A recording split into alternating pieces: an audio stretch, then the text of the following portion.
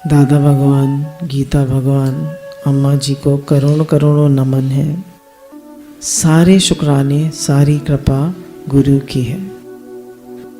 हम उन सूरदास जी की कथा लेंगे जो जन्मांध थे और जिन्होंने 1.25 पदों की रचना करी है, जिसमें उन्होंने भगवान की बाल लीला गाई है।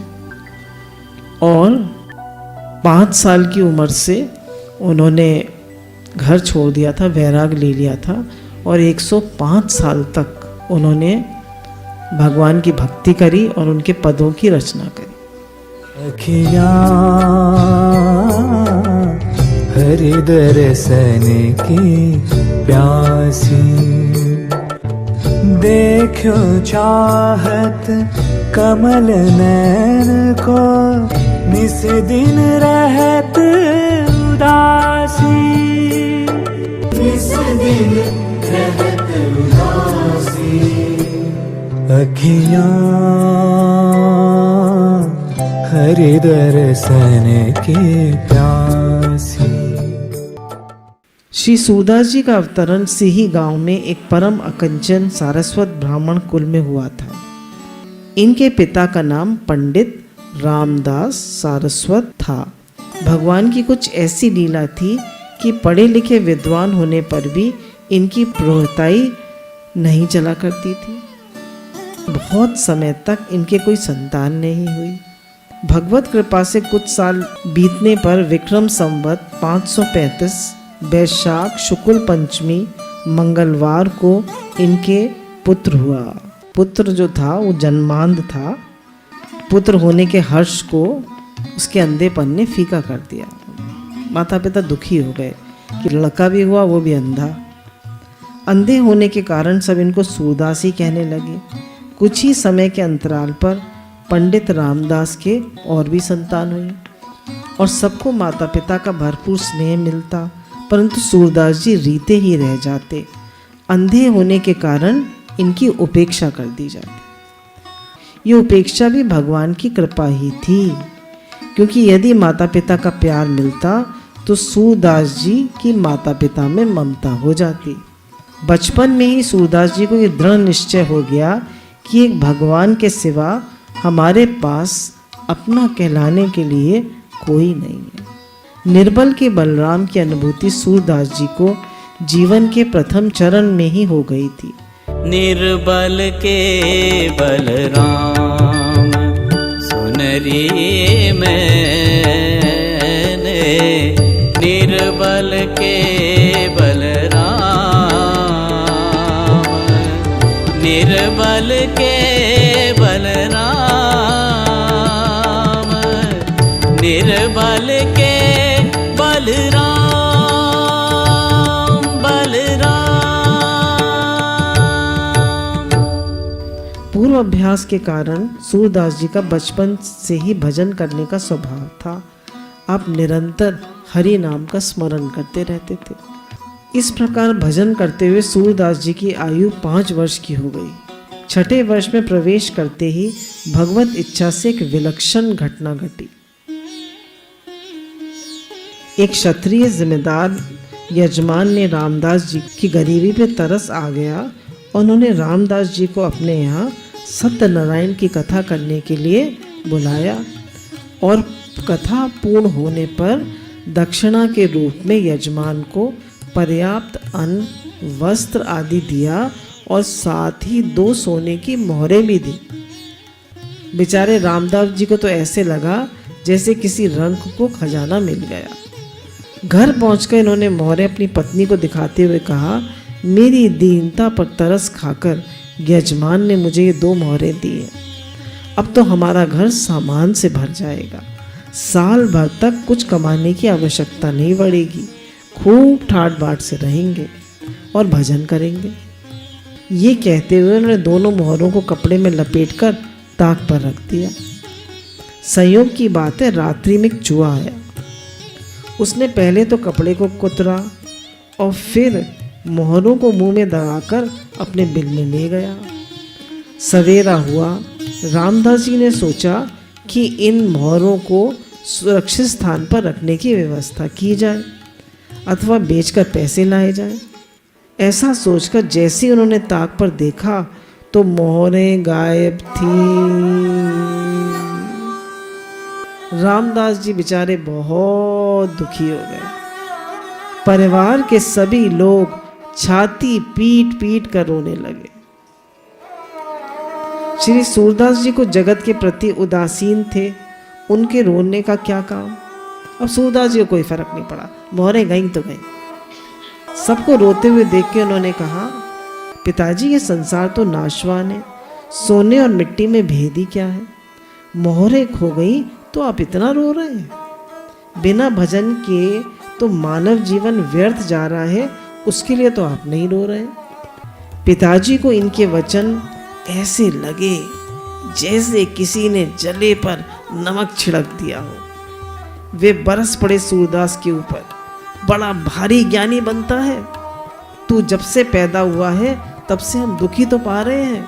सूरदास जी ने कहा, पिताजी 2 मोहरों के लिए आप इतना कठोर बोल रहे हैं। यदि आपको मोहरें इतनी प्रिय हैं तो मैं आपको बता दूंगा कि वे मोहरें कहाँ हैं और कौन ले गया है, परंतु मेरी एक शर्त है। पूछा, क्या शर्त है तेरी?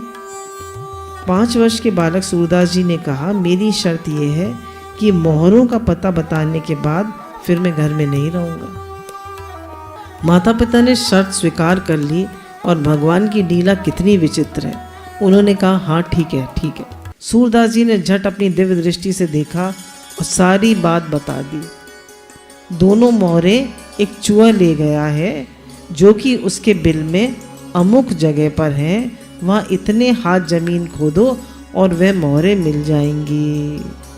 मोहरें मिलते ही घर में प्रसन्नता छा गई। किंतु श्री सूरदास जी जैसे बैठे थे वैसे ही उठकर जाने लगे। अब तो मैया रोने लगी, पिताजी रोने लगे और कहा, बेटा तू यहीं रहे। पर सूरदास जी ने कहा, नहीं, अब मैं यहाँ एक पल भी नहीं रहूँगा। ये मोहरें तो मुझे घर से निकालने के लिए ही आई थी। भगवान ने लीला क्यों रची थी? उन्हें घर से निकालने के लिए।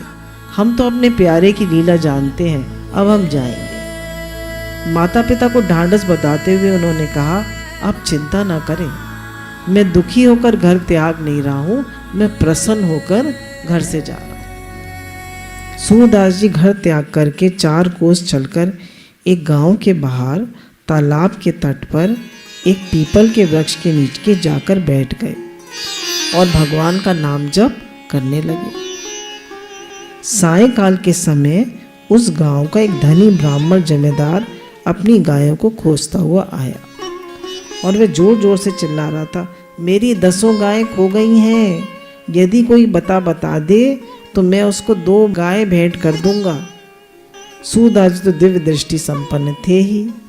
ब्राह्मण को परेशान होते देख उनका चित्त द्रवित हो गया और उन्होंने सहसा ही कहा, मुझे तुम्हारी भेंट पूजा तो लेनी नहीं है, परंतु पूछ रहे हो तो बता रहा हूँ। यहाँ से 1 कोस की दूरी पर राधा कृपा गांव है ना, हाँ। वहाँ पर एक जमींदार है मदन मुरारी। अच्छा, मदन मुरारी। उसके घुड़साल में घोड़ों के बीच में तुम्हारी गाय बंधी है। वो जिम्मेदार ब्राह्मण तो इस छोटे से बालक की ऐसी बात सुनकर आश्चर्य में पड़ गया। तुरंत गया जैसे सूरदास जी ने बताया था और वैसा ही पाया।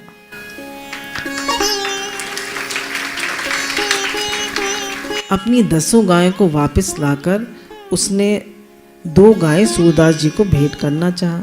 सूरदास जी ने कहा, भैया मैं तो श्री नारायण के आश्रित हूँ, फिर तुम्हारी गाय काहे को लूं? मैं तो श्री ठाकुर जी के आश्रित हूँ जो सारे संसार का पालनहार है। तुम चिंता मत करो, मैं भी तो गोपाल सखा के संसार का एक अंग हूँ। मेरी भी तो सर्वस्व एकमात्र गोपाल ही है। इनका त्याग और भगवान निष्ठा देख के वह ब्राह्मण बहुत ही प्रभावित हुआ। इतने छोटे से हैं, इन्हें कुछ नहीं चाहिए। उसने उसी पीपल के वृक्ष के नीचे सूरदास जी के लिए एक सुंदर कुटिया बनवा दी। अब भगवान की लीला देखिए।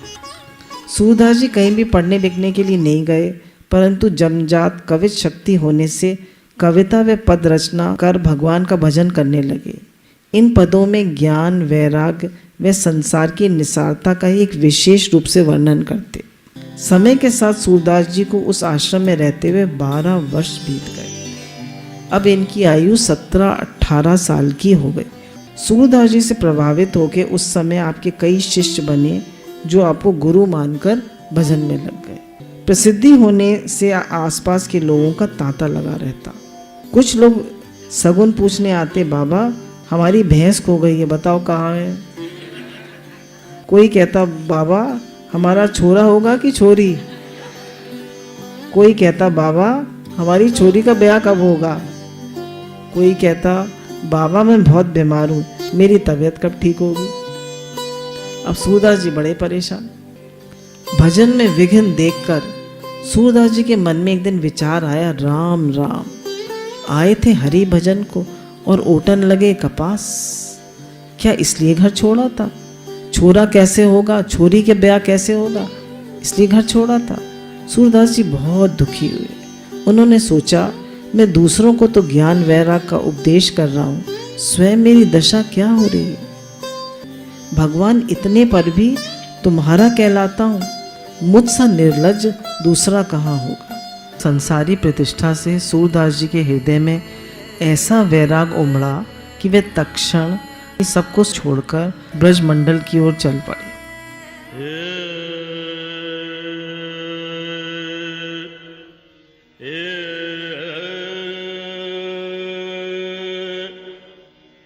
कुछ दिन मथुरा में विश्राम घाट पर रहे। सूरदास जी की ख्याति यहाँ भी उनसे पहले ही पहुँच गई और लोग यहाँ भी उनसे मिलने के लिए और सगुन पूछने के लिए आने लगे।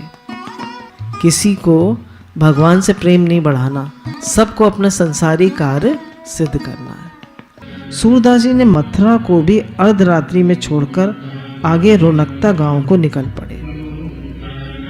यहाँ पहुंचकर यमुना तट पर स्थित गौघाट नामक स्थान को उन्होंने अपना निवास स्थान बनाया। सूरदास जी ने जरा देखा मैं भजन से दूर हो रहा हूँ, तो फौरन ऐसी जगह चले गए जहाँ उनको कोई जानता भी नहीं था।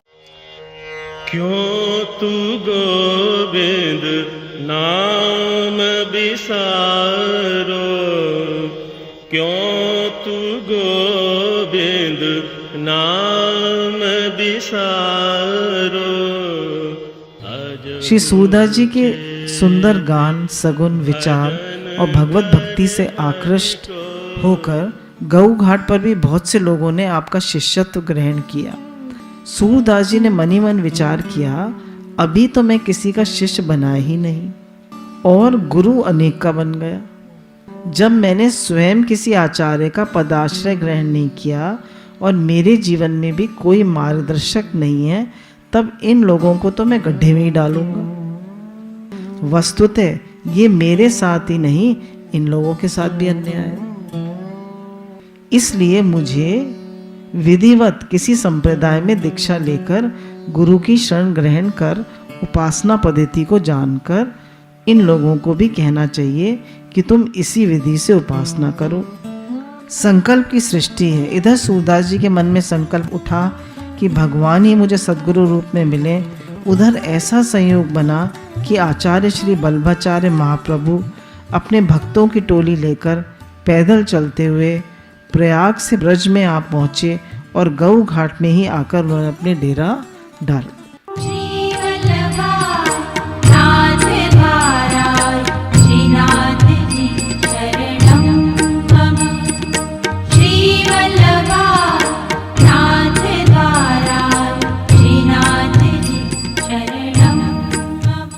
इधर एक साधक ने सूरदास जी को महाप्रभु बल्लभाचार्य के आगमन का शुभ समाचार दिया। सूरदास जी बहुत व्याकुल हृदय से महाप्रभु की ओर पहुंचे और रज में लौटकर उन्हें साष्टांग दंडवत किया। महाप्रभु जी ने कहा, सूरदास जी आओ, विराजो, स्वागत है। हमने सुना है कि तुम हमारे ठाकुर के बड़े लाडले भक्त हो, तुम्हें सहज कवित शक्ति भी प्राप्त है, तो कुछ सुनाओ, मैं श्रवण करना चाहता हूँ। तब सूरदास जी ने सबसे पहला पद गाया, प्रभु हो सब पतितन कोटि को, और पतित सब दिवस चार के हों तो जनमत ही को। प्रभु हो सब पतितन कोटि को। अब ये सुनकर श्री महाप्रभु जी ने कहा, सूरदास आप तो सूर हो, सूर माने वीर, फिर काय को दीनहीन बने हुए हो, तुम तो भगवान की लीलाओं का गान करो। तब सूरदास जी ने कहा, भगवान लीला का गायन कैसे करूं, मुझे तो लीला की स्फूर्ति ही नहीं। श्री महाप्रभु जी ने अनुग्रह करते हुए कहा, सूरदास पुनः यमुना स्नान करके मेरी सन्निधि में आओ। सूरदास जी तत्काल यमुना स्नान करके पधारे। तब महाप्रभु वल्लभाचार्य जी ने कृपा पूर्वक सूरदास जी को 12 तिलक धारण कराया, तुलसी माला धारण कराई और अष्टाक्षर मंत्र दिया।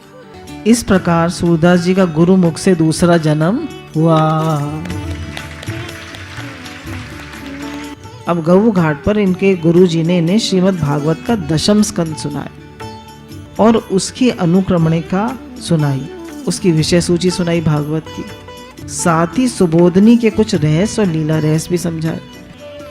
श्री गुरु की कृपा से सूरदास जी के हृदय में प्रेम लक्षणा भक्ति का संचार होने लगा और भगवान की समस्त लीलाएं स्फुरित होने लगी। इस प्रकार 3 दिन में ही सब कुछ प्रदान करने के पश्चात महाप्रभु वल्लभाचार्य ने सूरदास जी से पूछा, सूरदास बताओ अब तुम्हें क्या अनुभव हो रहा है? महाराज, मैं देख रहा हूं कि आपकी गोद में एक नील सरोरुह श्याम बालक बैठा है। नमामि हृदय शेषे। महाप्रभु ने प्रसन्न होते हुए कहा, अच्छा लाला के दर्शन हो रहे हैं और आगे कुछ दिख रहा है? तब श्री सूरदास जी ने कहा, हाँ प्रभु, एक लीला दिख रही है, नंद उत्सव हो रहा है। यशोदा जी की गोद में लाला विराजमान। गोकुल में बजत बधाई, एरी माई मैं सुन के आई। गोकुल में बजत बधाई, एरी माई मैं सुन के आई। बजत बधाई, एरी माई मैं सुन के आई। माई मैं सुन के आई, माई मैं सुन के आई। अब तो महाप्रभु जी के अश्रुधारा बहने लगी। जितने भी प्रेमी जन वहां थे सब सूर सुधा सिंधु में डूब गए। महाप्रभु ने पूछा, सूरदास जी इस समय आपकी स्थिति कहाँ है? सूरदास जी ने गदगद कंठ में कहा, मैं नंद महल के खंबे के सहारे खड़ा हूं और सब अपनी आंखों से देख कर वर्णन कर रहा हूं। महाप्रभु ने सूरदास जी को हृदय से लगा लिया और बोले, बस अब अष्टयाम लीलाओं का निरंतर स्फुरन तुम्हारे चित्त में होता रहेगा। ये है सतगुरु की कृपा। महाप्रभु ने कहा, सूरदास जी आपका नंदालय में प्रवेश हो चुका है, अब आपकी क्या इच्छा है? सूरदास जी ने कहा, समस्त इच्छाएं तो आपके चरणों में समर्पित हैं। अब इस दास का अस्तित्व ही क्या है? जैसे रखें, जहां रखें वहीं रहना। तब महाप्रभु वल्लभाचार्य जी सूरदास जी को रुनकता से गोकुल ले आए। वन उपवन में प्रणाम करते ही पुनः लीलाएं स्फुरन होने लगी। सूरदास जी भाव विवल हो गए। वल्लभाचार्य ने पूछा, सूरदास जी अब क्या अनुभव हो रहा है? सूरदास जी ने तब ये पद गाया, शोभित कर नवनीत लिए,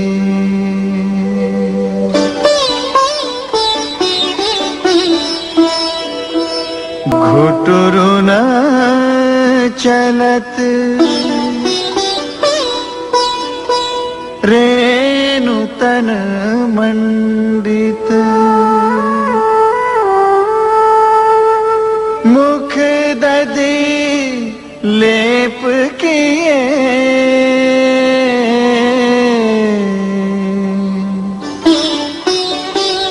धन्य सूर एका पल इहि सुख कासत कल्प जिए।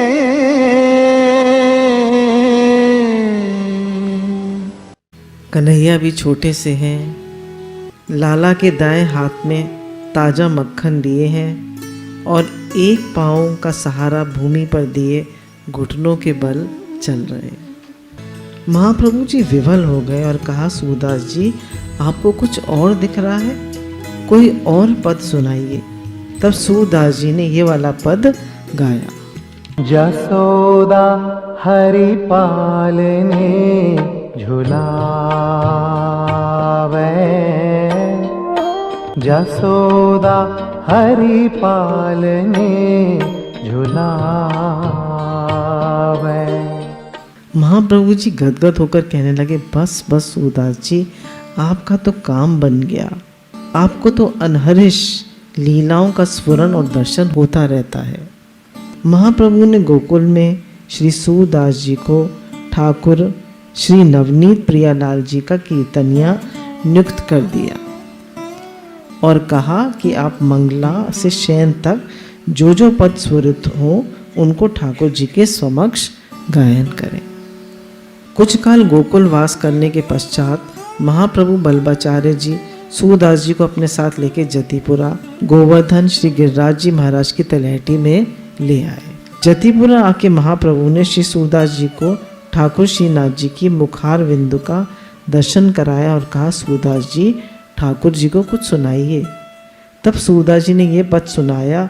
नाचो बहुत गोपाल अब मैं नाचो बहुत गोपाल, गोपाल गोपाल अब मैं नाचो बहुत गोपाल, गोपाल।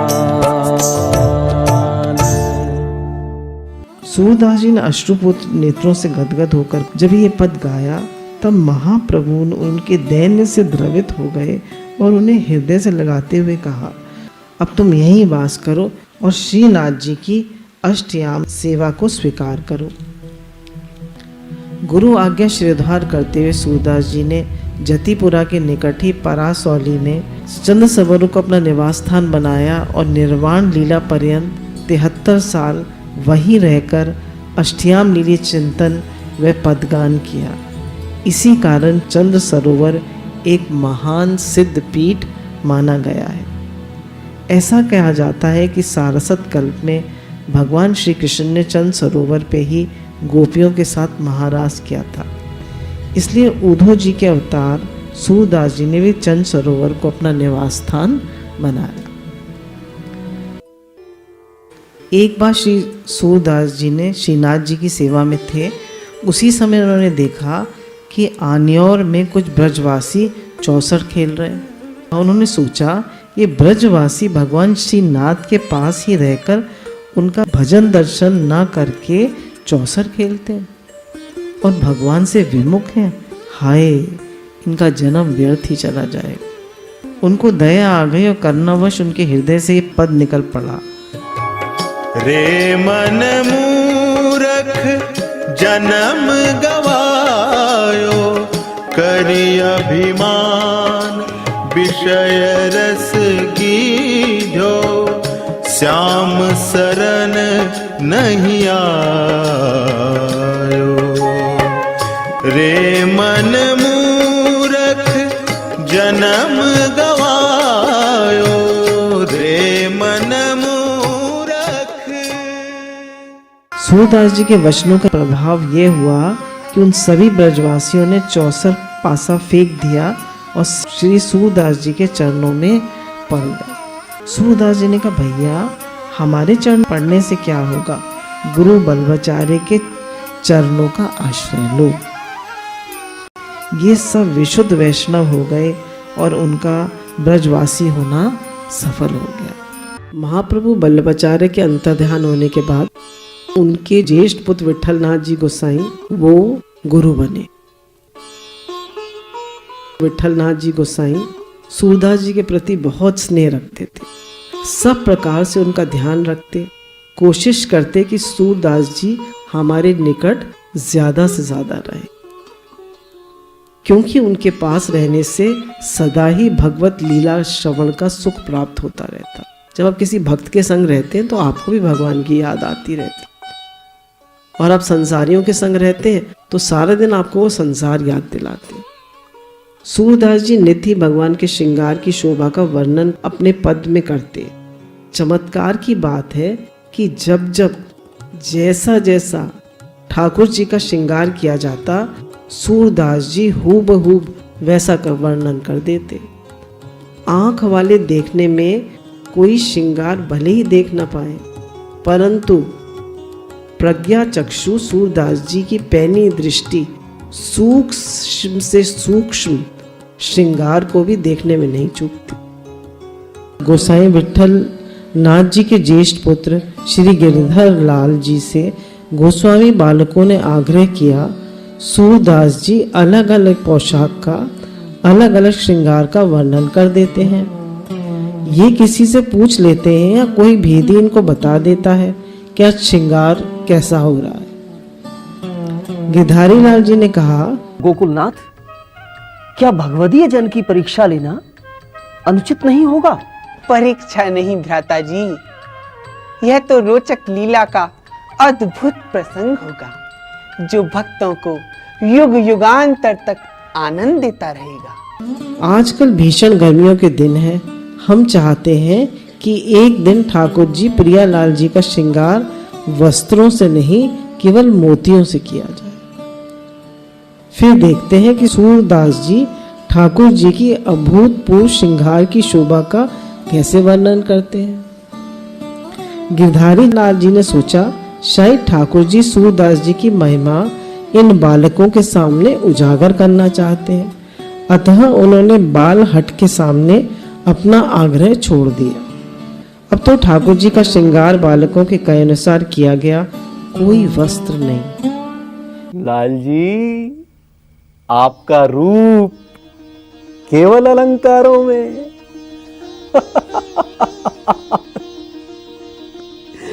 विचित्र झांकी।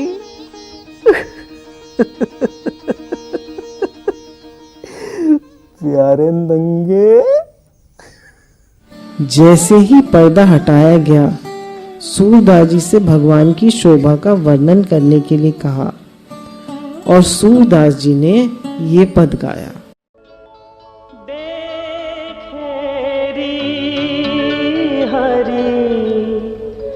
नंगम नंगा जलसुत भूषण अंग विराजत, जलसुत भूषण अंग विराजत, वसनहीन छवि उठत तरंगा,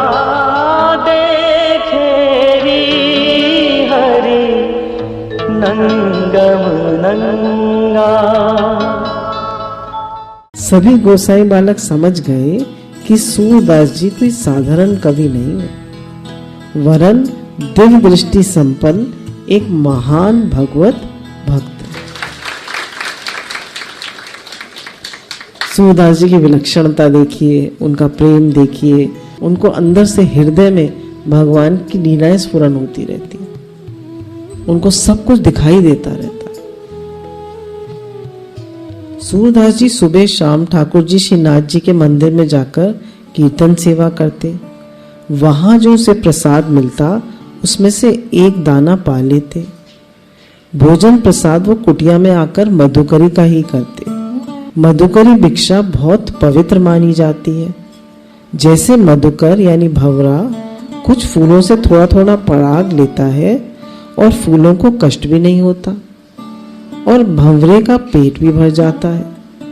उसी तरह मधुकरी में साधक कुछ घरों से जाकर रोटी का एक एक टुकड़ा ले आता है और प्रेम से पा लेता है, क्योंकि एक टुकड़ा लेने से किसी को कोई कष्ट नहीं होता।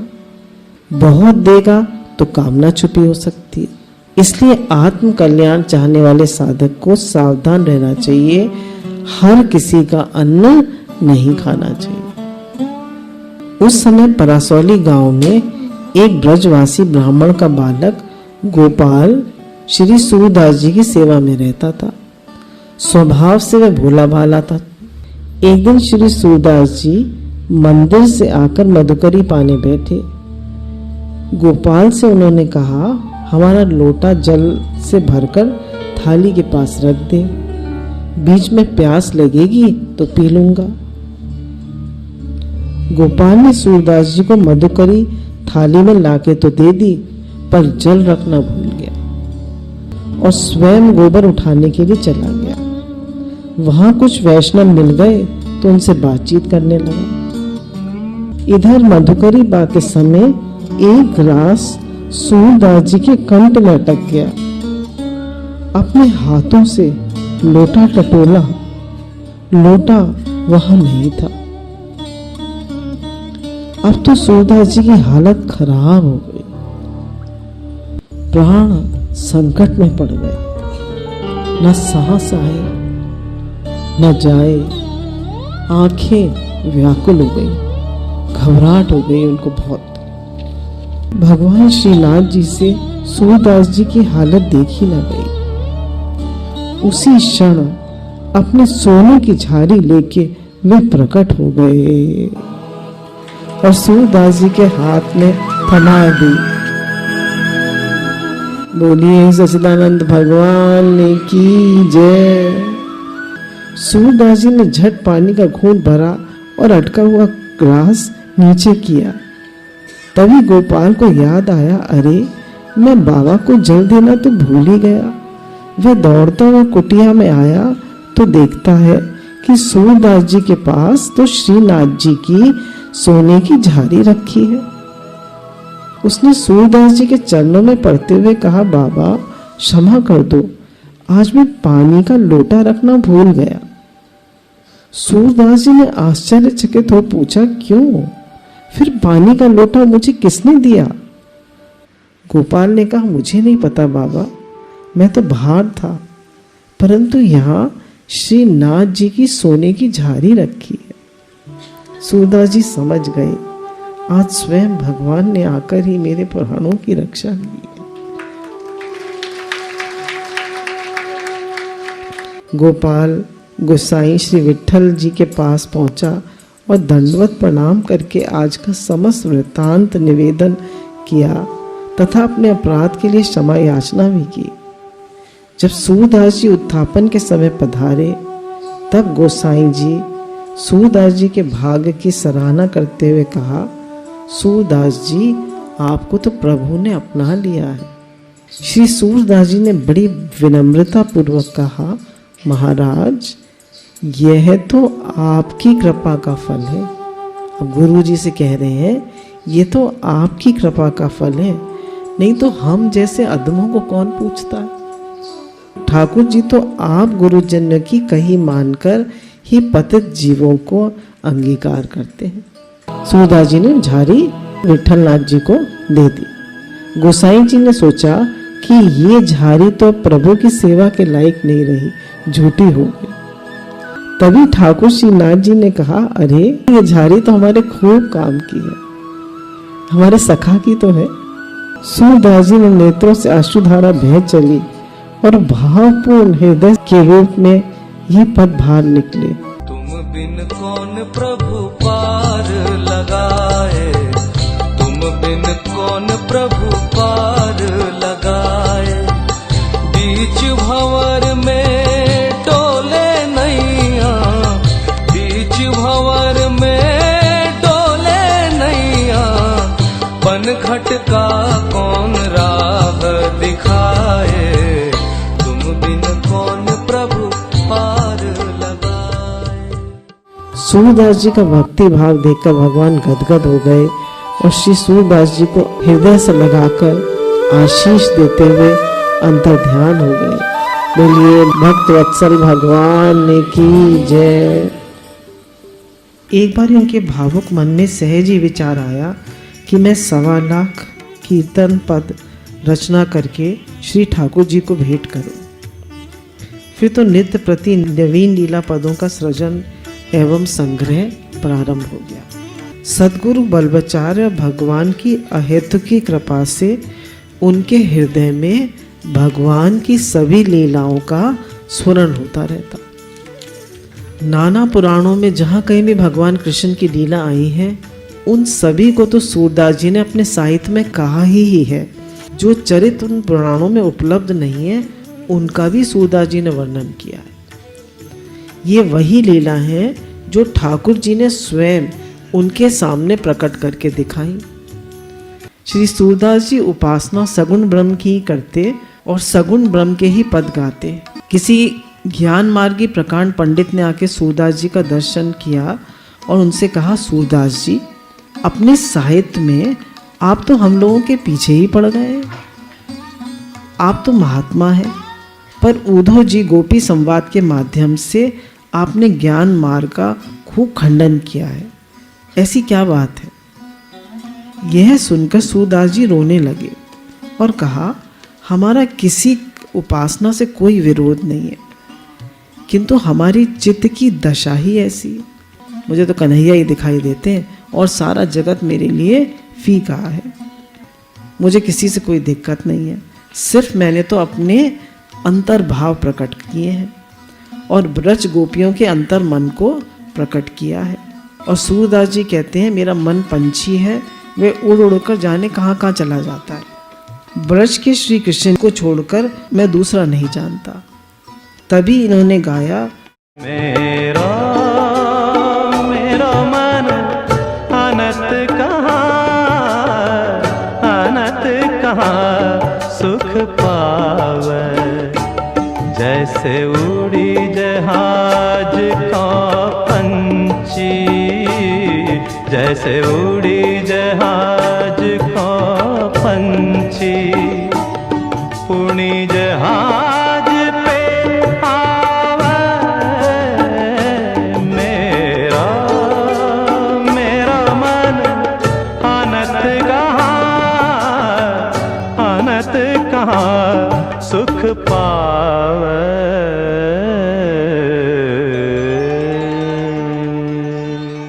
भगवान की कृपा और सूरदास जी की अतिक परिश्रम व उत्साह से लगभग 1 लाख पद संग्रहित हो गए।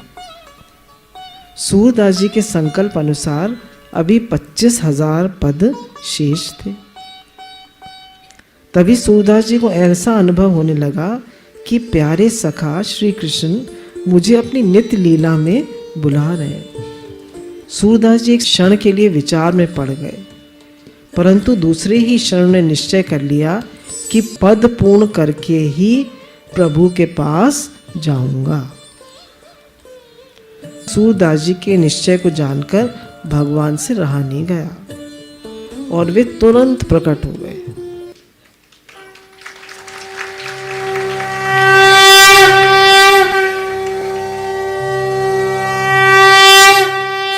बोलिए सच्चिदानंद भगवान की जय।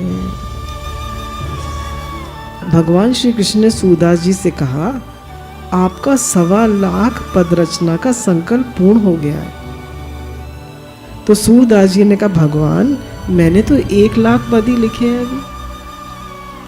भगवान ने कहा कि 25,000 पद मैंने रचकर उसमें शामिल कर दिए।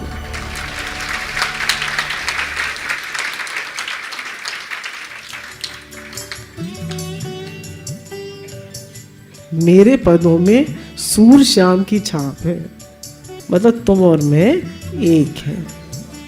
भगवान ने कहा, अब तुम्हें जल्दी मेरे पास आना है, अब तुम आ जाओ, मैं तुम्हारा बहुत बहुत समय से इंतजार कर रहा हूँ।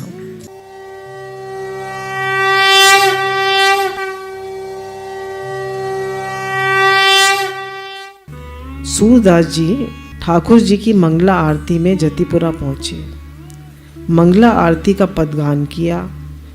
फिर सूरदास जी वहां से चल पड़े और सीधे चंद सरोवर पे आ गए। विठलनाथ जी भयभीत हो गए कि सूरदास जी ने 73 साल में ऐसा कभी नहीं किया, आज क्या बात हो गई। श्री विठलनाथ जी ने ठाकुर जी की ओर देखा। भगवान की आंखों में आज आंसू थे। उन्होंने समझ लिया कि सूरदास जी राजभोग अब नित्य निकुंज में जाकर करेंगे, माने अब इनकी लीला संवरण की तैयारी है। अतः समस्त वैष्णवों को बुला के श्री गोसाई जी ने आज्ञा की, देखो आज पुष्टि मार्ग का जहाज जा रहा है, अतः जिसको जो कुछ लेना है वे ले लो। चतुर्भुज दास जी वहाँ आयु में सबसे छोटे थे। उन्होंने बाल सुलभतावश सूरदास जी से पूछा, बाबा हमारे एक प्रश्न का समाधान करते जाइए। आपकी आचार में महान निष्ठा है, पर इतने वृहद काव्य रचना में बड़े ही अचरज की बात है कि आपने श्री कृष्ण लीला का गान तो किया, पर आचार्य महिमा का जरा भी गान नहीं किया। उनसे ऐसा प्रश्न चतुर्भुज दास जी पूछ बैठे। सूरदास जी के नेत्रों में अश्रुधारा बह चली। बोले, भैया चतुर्भुज दास जी, मैंने आचार्य और श्री कृष्ण दो नहीं समझे। मैंने तो संपूर्ण यश श्री आचार्य चरण का ही वर्णन किया है। यदि मैं आचार्य महाप्रभु को भगवान से पृथक देखता तो पृथक वर्णन भी करता। ऐसा कहके सूरदास जी ने फिर ये पद गाया, दृढ़ इन चरणन केरो भरोसो, श्री वल्लभ नख चंद्र छटा बिनु, सब जग माही अंधेरो। साधन और नाहिया कल में, जासो होत निवेरो। सूर कहा कहे दुविध आधरो, बिना मोल को चेरो, भरोसो दृढ़ इन चरणन केरो। अब सूरदास जी ने पद गाया, श्री बल्लभ नख चंद्र छटा बिन, सब जग माही अंधेरो। कह रहे हैं कि मुझे तो सिर्फ गुरु के चरणों का ही भरोसा है। श्री बल्लभ नख चंद्र छटा, पैर के नाखून में एक चंद्रमा बना रहता है। हमारे अपने अंगूठे के नाखून को देखिए, तो श्री वल्लभाचार्य के जो नाखून का चंद्रमा है, उससे ही सारे जगत का अंधियारा दूर हो रहा। और इस कलिकाल में साधन है और ना ही कली में, जासो होए निवेरो। इस कलयुग में गुरु के चरणों के अलावा कोई और रास्ता नहीं है कि हम भव से पार हो जाएं। सूर कहा कह दिविद अंधेरो, बिन मोल के चेरो। सूरदास जी कह रहे, मैं तो दोनों तरफ से अंधा हूँ। मैं तो अंदर से भी अंधा हूँ और बाहर से भी अंधा हूँ। मेरा तो कोई और रास्ता नहीं है। मैं तो गुरु का बिना मोल का शिष्य हूँ। ये बात क्यों कही जा रही है? क्योंकि इस कलिकाल में भगवत भक्ति अथवा शरणागति के सिवा दूसरा कोई कल्याण का साधन नहीं है। भक्ति किसको कहते हैं? जिसमें तेल धारा सदृश वृत्ति भगवान में लगी रहे, भगवान का नाम, भगवान का रूप और भगवान की लीलाओं की अखंड स्मृति बनी रहे। विचार करके देखें, क्या हमारी स्मृति बनी रहती है भगवान की? क्या हमारे भगवान का नाम चलता रहता है? क्या हमें भगवान की लीलाओं का अनुभव होता रहता है? तो हमको लगेगा नहीं। तो ना तो हम ज्ञान के अधिकारी हैं, ना हम अष्टांग योग के अधिकारी हैं, ना हम कर्म योग के अधिकारी हैं और ना हम भक्ति के अधिकारी हैं। फिर हम जैसे जीव का कल्याण कैसे हो? कहा, सद्गुरु शरणागति के सिवाय हमारा कोई और दूसरा उपाय नहीं। इसलिए सूरदास जी कह रहे हैं, हमें सदगुरु के चरणों का दृढ़ विश्वास है कि उनके संबंध से हमारा भी कल्याण हो जाएगा। उनकी गुरु भक्ति धन्य है, जो गुरु में और भगवान में कोई भेद नहीं करते। अतः सूरदास जी की गुरु भक्ति को नमन है। मेरी नाव चले गुरु के सहारे, हम सतगुरु जी के गुरु जी हमारे। मेरी नाव चले गुरु के सहारे, मेरी नाव चले गुरु के सहारे। अब तो सूरदास जी के शरीर की विवलता बहुत बढ़ गई और उनके नेत्रों से अश्रुओं का प्रवाह तेज हो गया। वे व्याकुलता के मारे कांप उठे। इस असह्य वेदना को देख करके जितने भी वैष्णव वहां थे, सबके नेत्रों से अश्रुधारा बह चली। वो विचार करने लगे, इनको तो मृत्यु का पता भी नहीं चलना चाहिए था। जीवन भर इन्होंने प्रभु का यश गाया और मृत्यु के समय इतना कष्ट हो रहा है। सब रो रहे हैं, किसी को बोलने की हिम्मत नहीं है। पर चतुर्भुज दास जी फिर से चरण सलाकर पूछते हैं, बाबा आपने जीवन भर ठाकुर जी का यश गायो, आपके जैसो जीवन तो आपको ही है और अंत में गिरिराज जी की तलहटी आपको प्राप्त हो रही है। गोसाई जी के अंक में आपका मस्तक विराजमान है। कहते हैं एक वैष्णव भी किसी मृत्यु के समय उसके निकट आ जाए तो पापी से पापी व्यक्ति भी निष्पाप हो जाता है और भगवत धाम गमन कर लेता है। और आप तो चारों तरफ वैष्णवों से घिरे हुए हैं। श्री जी के चरणों तक ब्रज रज आपके शरीर पर लगाई जा रही है, फिर आपको ये अपार कष्ट क्यों है? सूरदास जी की हिचकी बंध गई और रोते रोते उन्होंने कहा, मैं क्या कहूँ, जिस ब्रज रज के मैं सदा सम्मुख रहा, वाको मैं पीठ दिखा के जा रहा। पीठ के बल लेटे हो ना रज में, जाई बात को कष्ट है मोए।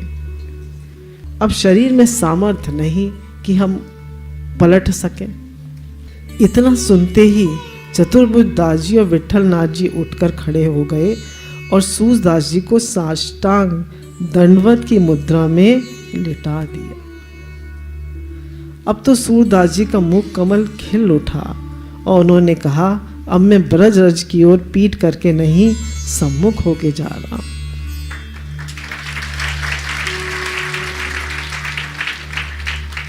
और ब्रज रज का आलिंगन करते हुए सूरदास जी भगवान की नित्य लीला में प्रवेश कर गए। बोलिए सूरदास महाराज की जय।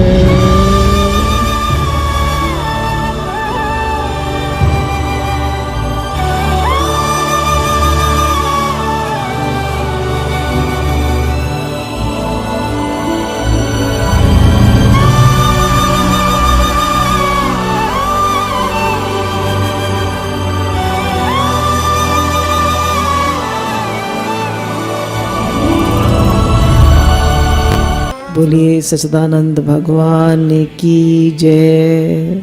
सूरदास महाराज की जय। जय जय श्री राधे।